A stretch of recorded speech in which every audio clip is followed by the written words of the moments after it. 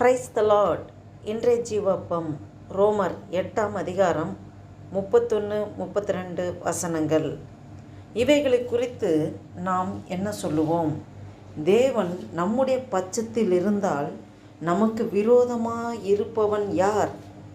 தம்முடைய சொந்த குமாரன் என்றும் பாராமல் நம் எல்லாருக்காகவும் அவரை ஒப்பு கொடுத்தவர் அவரோடே கூட மற்ற எல்லாவற்றையும் நமக்கு அருளாதிருப்பது எப்படி? அல்லேலூயா. பாருங்கள், நேற்றைய தினத்தில் ஒரு வசனம் தியானித்தோம். எவர்களை முன் குறித்தாரோ அவர்களை அழைத்தும் இருக்கிறார், எவர்களை அழைத்தாரோ அவர்களை நீதிமான்களாக்கியும் இருக்கிறார், எவர்களை நீதிமான்களாக்கினாரோ அவர்களை மகிமைப்படுத்தியும் இருக்கிறார். அதைத் தொடர்ந்துதான் இவைகளை குறித்து நாம் என்ன சொல்லுவோம்? தேவன் நம்முடைய பட்சத்தில் இருந்தால் நமக்கு விரோதமாய் இருப்பவன் யார்? அல்லேலூயா. பாருங்க, தேவன் நம்முடைய பட்சத்தில் இருந்தால் நமக்கு விரோதமாக இருப்பவன் யார்? ஒருவரால் நிற்க முடியாது. வானத்தையும் பூமியும் உண்டாக்கின தேவன் அவர் நமக்குள்ளே இருக்கிறார், நம் பட்சமாக இருக்கிறார், நம்மளோட கலந்திருக்கிறார். அப்படி இருக்கும்போது நமக்கு விரோதமாய் ஒருவரும் எதிர்த்து நிற்க முடியாது. நமக்கு விரோதி ஒரே ஒருவன் தான், அது பிசாசு, சாத்தான். நம்மளை பார்த்து அவன் பயப்படுவான். ஏன்னா நமக்குள்ளே இருக்கிறவர் உலகத்தில் இருப்பனை காட்டிலும் நமக்குள் இருக்கிறவர் பெரியவர். அல்லேலூயா. பாருங்க, அடுத்த வசனம். தம்முடைய சொந்த குமாரன் என்றும் பாராமல் நம்ம எல்லாருக்காகவும் அவரை ஒப்பு கொடுத்தவர் அவரோட கூட மற்ற எல்லாவற்றையும் நமக்கு அருளாதிருப்பது எப்படி? பாருங்க, அவருடைய பிதா தன்னுடைய சொந்த குமாரனாகிய இயேசு கிறிஸ்துவை, வார்த்தையாகிய தேவனை மனுவோடு இந்த பூமிக்கு வர வைத்து அவர் அனுப்பினார். பிதா தன்னுடைய சொந்த குமாரன் என்றும் பாராமல் மனுக்குள் அழிந்து போகிறதே, பாவத்தின் பிடியில் சிக்கி தவிக்கிறதே, இதுக்கு ஒரே ஒரு விடுதலை இயேசு கிறிஸ்து மூலமாக தான் கிடைக்கும் என்று பிதா நன்றாக அறிந்திருந்தார். தன்னுடைய சொந்த குமாரனை நமக்காக, நம்ம எல்லாருக்காகவும் அவர் முழு மனதோடு ஒப்பு கொடுத்தார். பாருங்க, அந்த ஒப்பு கொடுத்தவர் அவரோட கூட மற்ற எல்லாவற்றையும் நமக்கு அருளாதிருப்பது எப்படி? மற்ற எல்லாவற்றையும் என்றால் அதிகாரம், வல்லமை எல்லாமே ஆண்டவர் நமக்கு கொடுத்திருக்கிறார். இயேசு கிறிஸ்து அவர் நமக்காக சிந்தினார். கல்வாரி சிலுவையில் தன்னுடைய சரீரத்தின் கடைசி சொட்டு ரத்தம் வரைக்கும் நமக்காக சிந்தின தேவன். மனுக்குள்ள ஒவ்வொருவரும் இயேசு கிறிஸ்து எனக்காக தான் மரித்தார், என் பாவங்களுக்காக தான் மரித்தார், அவருடைய ரத்தத்தில் தான் எனக்கு விடுதலை, மீட்பு, ரட்சிப்பு, பாவ மன்னிப்பு என்று யார் முழுமையாக வாயில் அறிக்கையிட்டு இயேசு கிறிஸ்துவே தேவன் என்று வாய் நிறைய அறிக்கையிடுகிறார்களோ அவர் வழியில் பின்பற்றுகிறவர்களுக்கு ஆண்டவர் அத்தாரிட்டி கொடுக்கிறார், வல்லமையை கொடுக்கிறார்.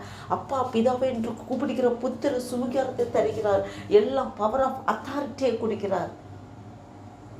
பிசாசோடு எதிர்த்து நிற்கிற சர்வாயுத வர்க்கத்தை தரித்து கொள்கிற அந்த வல்லமையை, பவரை தருகிறார். நாம் அதை பயன்படுத்த வேண்டும். நாம் ஒவ்வொரு விசேஷத்தை பாத்திரம்.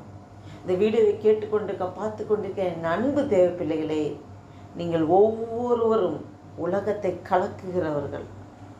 விசேஷத்தை பாத்திரமாய் ஆண்டவர் முன் குறித்திருக்கிறார்.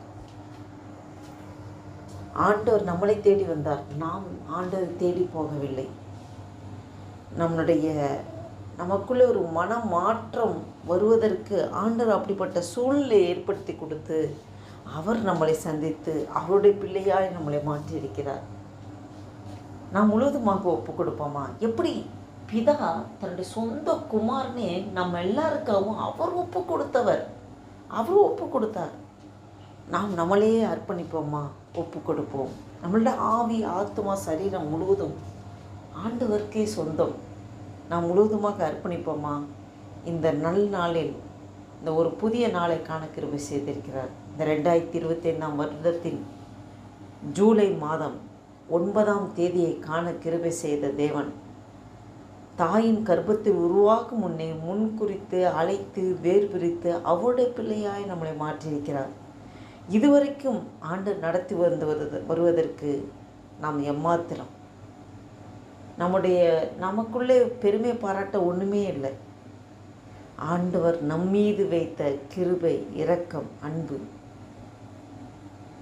நாம் முழுவதுமாக ஆண்டவரில் ஒப்பு கொடுப்போமா? ஜெபம் செய்வோம். அன்பும் இரக்கம் நிறைந்த பரம தகப்பனே, உம்மை நன்றியோடு துதிக்கிறோம் ஐயா, ஸ்தோத்தரிக்கிறோம் ஆண்டவரே. அப்போ அந்த ஒரு நாளை எங்களுக்கு வாழ்நாட்கள் ஒரு நாளை கூட்டி கொடுத்தீரேன், நன்றி தகப்பனே. அப்போ அந்த புதிய நாளில் ஆண்டவரே உடைய புதிய கிருபைகள் நிரப்புங்கப்பா. காலைதோறும் உடைய கிருபைகள் புதிதாக இருக்கிறது என்று சொல்லியிருக்கிற ஆண்டவரே, எங்களுக்குள்ளே நீர் வாழ்கிறேன். உடைய கிருபைகளை எங்களுக்குள்ளே கொடுத்திருக்கிறேன். உடைய தயவு, இரக்கம், எல்லாம் அன்பு நிறைந்திருக்கிறது ஆண்டவரே. எங்கள் உள்ளான ஆவிலிருந்து ஆண்டவரே நீர் எங்களை எடுத்து நீங்கள் நடத்துங்கப்பா.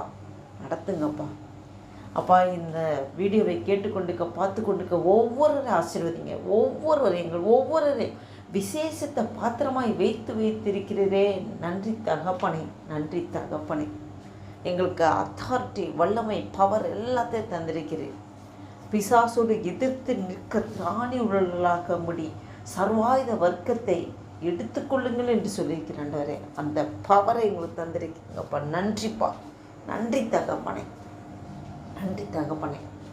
அப்பா, எங்களை கொண்டு இந்த பூமியில் என்ன செய்ய சித்தம் தீர்மானம் வைத்திருக்கிறோ உங்களுடைய சித்தத்தின்படி நடத்துங்கப்பா.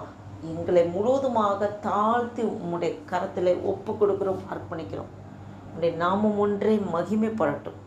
இயேசு கிறிஸ்துவின் நாமத்தினால ஜெபிக்கிறோம் ஜீவனில் எங்கள் நல்ல பிதாவே. ஆமேன்.